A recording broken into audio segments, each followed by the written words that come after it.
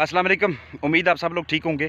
आज की वीडियो में बताऊंगा कि जब भी आप पोल्ट्री फार्मिंग का आगाज़ करें, चाहे वो छोटे पैमाने पे करें, घरेलू सतह पे या बड़े पैमाने पे करें, परिंदों की कोई भी नस्ल आप रखें, तो आगाज़ में आपने किन किन बातों का ध्यान रखना है, क्योंकि शुरू में की हुई गलतियाँ उनका हमेशा आपको बाद में पूरे फ्लाक में भुगतना पड़ता है। तो इसलिए आगाज़ में ही आपको कुछ बातों का ध्यान रख के चलना पड़ता है, ताकि आपके परिंदों को बाद में मसला ना बने और आपने जो इतना ज़्यादा उसके ऊपर पैसा लगाया हुआ है, इतनी ज़्यादा इनपुट्स है आपकी, उससे आपको बेहतरीन मुनाफा हासिल हो और बेहतरीन आउटपुट्स से हासिल हो।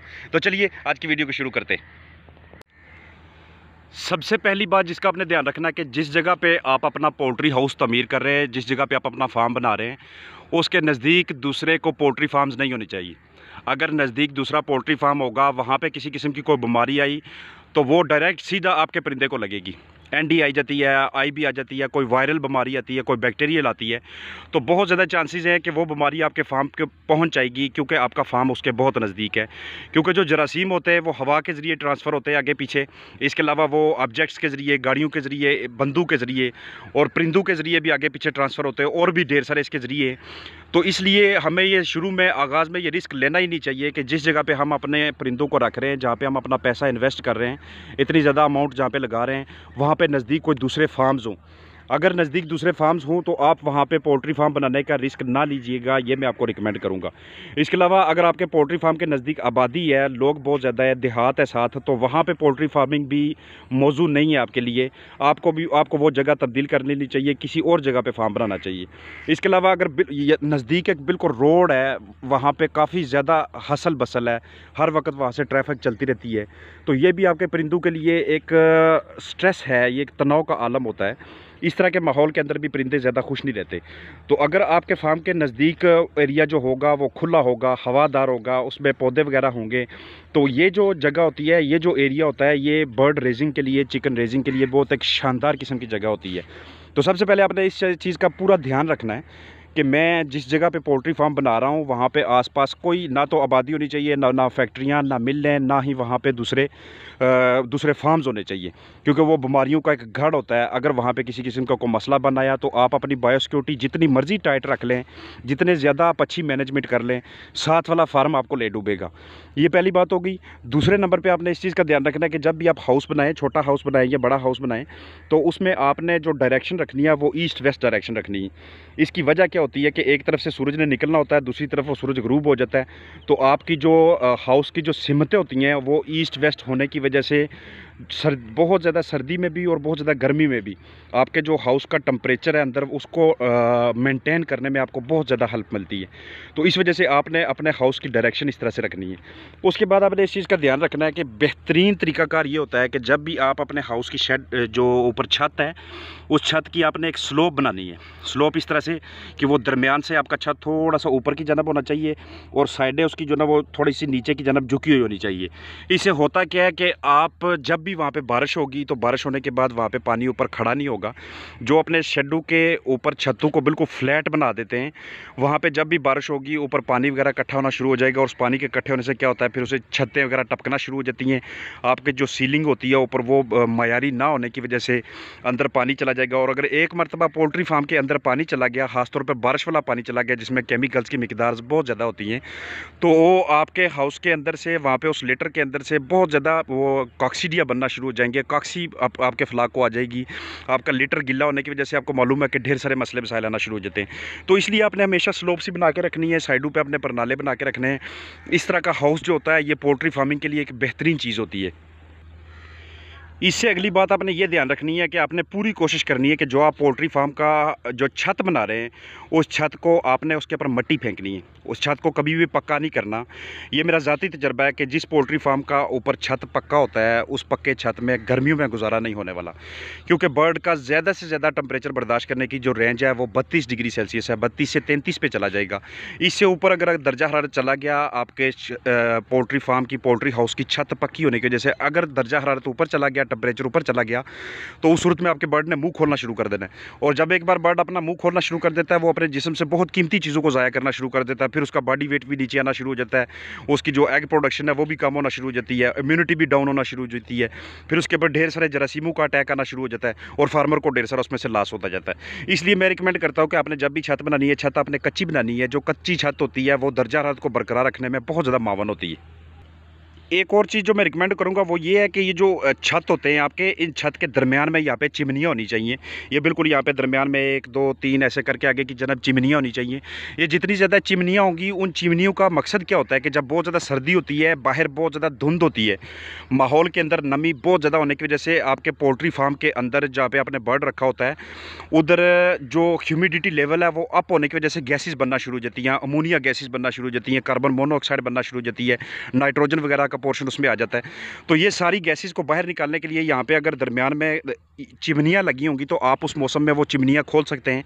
उन चिमनियों को आप खोलेंगे तो वो तमाम गैसेस वो बाहर निकल जाएंगी उस एग्जॉस्ट के ज़रिए जो आपने पोर्शन उनका बनाया हुआ है। तो इसलिए मैं रिकमेंड करता हूँ कि पोल्ट्री फार्म में, पोल्ट्री हाउस में आपने चिमनियाँ ऊपर लाजमी बनानी है। तो अगर चिमनियाँ आप अफोर्ड नहीं कर रहे, चिमनियाँ आप नहीं बना पा रहे, तो फिर उसके अलावा आपने क्या करना है, जो साइडों पे आप पोर्शन बनाते हैं हाउस का, वो हवादार होना चाहिए। जैसे कि सामने आपको वीडियो में नज़र आ रहा है, साइडों पे जालियाँ लगी हुई हैं। जब मौसम बहुत प्यारा होगा, बहुत बेहतरीन मौसम होगा, बाहर मरतूब मौसम होगा, तो उस सूरत में आप पर्दे नीचे करके, तो वो जो आपकी जालियाँ हैं राइट और लेफ़्ट साइड पे, शेडू की लेटरल साइड पे, वहाँ से जब हवा का गुजर होगा तो एक अच्छा वेल वेंटिलेटेड एनवायरनमेंट बनेगा, जो कि आपके बर्ड के लिए बहुत बेहतरीन होगा, उसकी सेहत के वाले से, उसकी एग प्रोडक्शन के वाले से। इसके अलावा अगली चीज़ का आपने ध्यान रखना है कि आपने जहाँ पे हाउस तमीर करना है, वो हाउस आपका कम अज़ कम जो ज़मीन का लेवल है उससे कम अज़ कम वो 6 से 8 इंच ऊपर होना चाहिए। उसकी वजह क्या होती है कि जब बहुत ज़्यादा बारिशें होती हैं और तो पानी नीचे की जानब आता है, जब परनाले से बह के या आपके ग्राउंड लेवल पे आ जाता है, तो अगर आपने हाउस को कम अज़ कम 6 से 8 इंच ऊपर नहीं बनाया हुआ ज़मीन, सतह ज़मीन से, तो फिर उस सूरत में भी पानी अंदर जाना शुरू हो जाएगा, और उस पानी को अंदर जाने के लिए फिर आपको उसके लिए ढेर सारी एफर्ट करनी पड़ेगी। और पानी जब एक बार अंदर चला जाए तो उससे क्या नुकसानात होता है, ये मैं पहले ही आपको बता चुका हूँ। तो इसलिए आपने इस चीज़ का खास ध्यान रखना है कि अपने हाउस को थोड़ा सा आपने ऊपर की जानब बनाना है।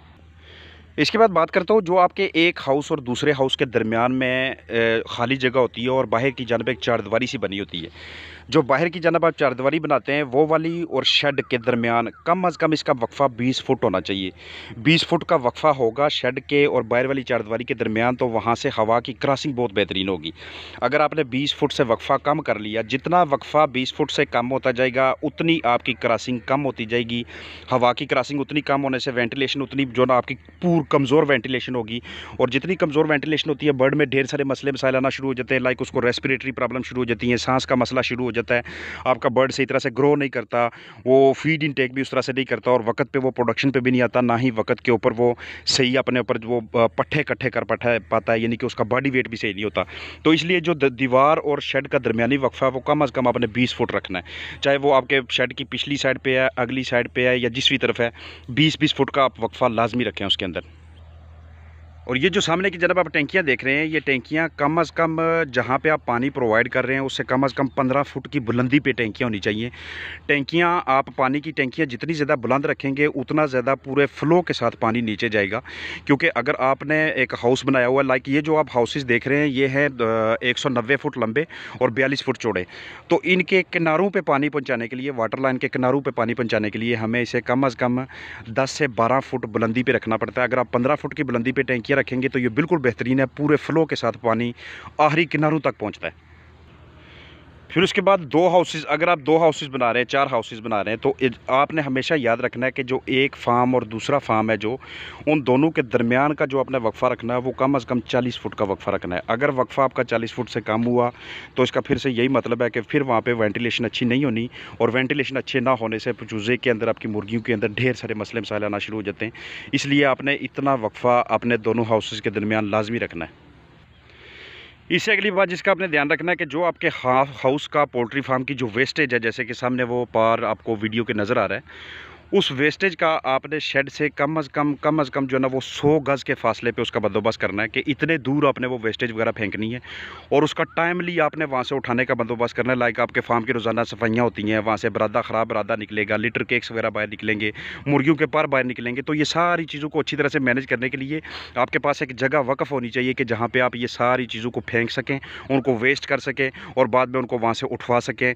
ये आपकी एक बेहतरीन मैनेजमेंट का एक हिस्सा आता है, और ये जब भी आप पोल्ट्री फार्मिंग का आगाज़ करते हैं तो आपकी प्लानिंग में ये शामिल होना चाहिए कि हमने अपना वेस्ट कहाँ पे रखना है, अपनी मोटेलिटीज़ कहाँ पे रखनी है, जो डिस्पोजिंग पिट है वो कहाँ पे आपने बनाना है। तो इन चीज़ों का आपने लाजमी ध्यान रखना है। इसके अलावा जब आप एक से ज़्यादा हाउसेस बनाएं तो आपने जो फीड रूम है आपका वो बिल्कुल दरमियान में होना चाहिए। दरमियान में फीड रूम का मकसद ये होता है कि वहाँ से जो फीड रूम है वो भी दरमियान में होना चाहिए, जो आपके एग रूम्स है वो भी दरमियान में होना चाहिए, ताकि लड़के बिल्कुल दरमियान में आके वहाँ से फीड की बोरियाँ वगैरह उठाएँ और उनको चारों तरफ में डिस्ट्रीब्यूट करना शुरू कर दें। और जो आपका फार्म है, फार्म के बाहर की जानब बायो सिक्योरिटी के लिए वहाँ पर एक गेट मौजूद होना चाहिए। गेट के साथ वहाँ पर एक डिसइंफेक्टेंट सोल्यूशन मौजूद होना चाहिए, ताकि बाहर से आने वाले जितने भी आपके विजिटर्स हैं या जो भी ज़रूरी अमला फार्म के अंदर आना है उनकी वहाँ पे बाकायदा सफाई सुथराई का कोई ना कोई बंदोबस्त होना चाहिए। बाहर की जानब एक डिप होनी चाहिए, मटेरियल होना चाहिए जिसमें उनकी डिसइंफेक्शन हो सके, सफाई हो सके। तो उम्मीद है जो भी बंदा पोल्ट्री फार्मिंग का आगाज़ करना चाहे उसके लिए ये मेरी कुछ बातें काफ़ी ज़्यादा मुफीद साबित होंगी। फ़ी मान अल्लाह।